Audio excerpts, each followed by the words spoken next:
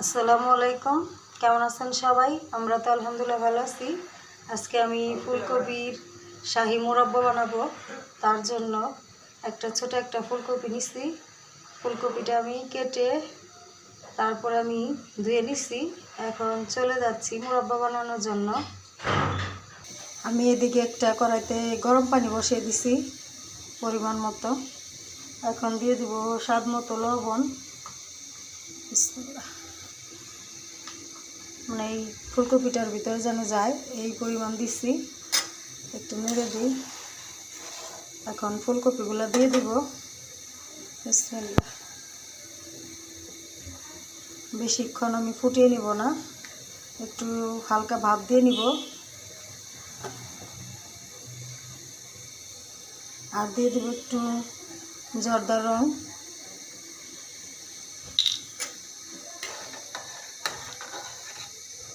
ফুলকপিটা একটু কালার হওয়ার জন্য।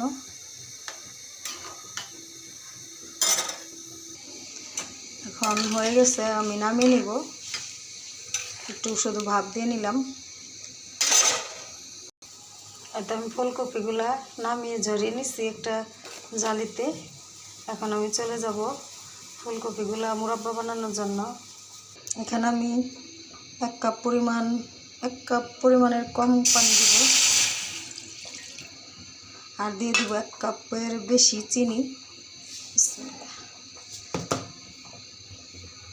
আধা কাপ পানি দিছি, আমি 1 কাপের বেশি চিনি দিব। বিসমিল্লাহ।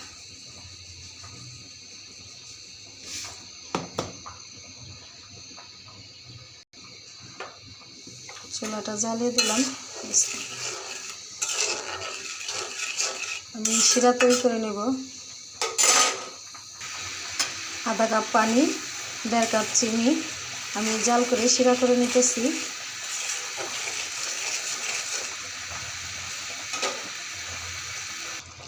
এখানে আমি একটু ব্যানানা এসেন্স দিব, কারণ ফুলকপি একটু গন্ধ আসতেই পারে, রান্না করলেও গন্ধ আসে। দিয়ে দিলাম একদম সামান্য গ্রামের জন্য।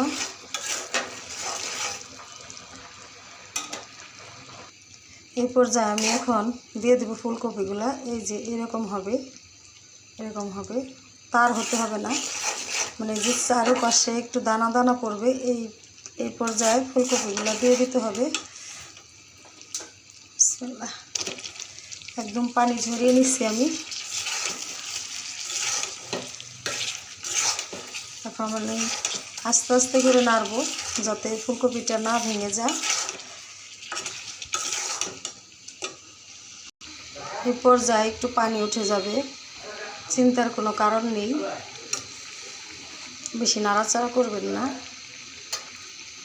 এইভাবে একটু পানিটা শুকিয়ে আসো। দেখেন পানিটা শুকিয়ে অনেকটাই শুকিয়ে গেছে, আঠা আঠা হয়ে গেছে। এই যে তার হয়ে গেছে। একটা জিনিস খেয়াল রাখবেন, ফুলকপিটা একটু বড় নেওয়ার চেষ্টা করবেন। আমার ফুলকপিগুলো এই যে কত বড় নিয়েছিলাম ক্যামেরায় বোঝা যায় নাই, কিন্তু এই যে ছোটো হয়ে গেছে একদম। একটু বড় নিলে কি মানে সিদ্ধ হয়ে কমে আস্তে আস্তে ছোটো হয়ে যায়। এই পর্যায়ে আমি একটু ঘি দিয়ে দিব যাতে শাহি শাহি ভাব আসে।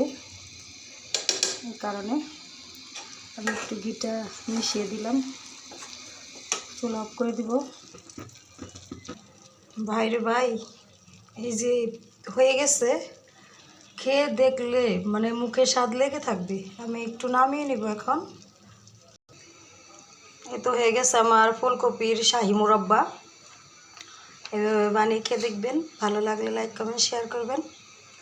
আর শখের রান্নাবান্না সাথে থাকবেন। ইউটিউব থেকে দেখলে তুতুনের মায়ের রান্নাঘর দেখবেন, সাবস্ক্রাইব করবেন, চ্যানেলটাকে ফলো দিবেন। আসসালামু আলাইকুম।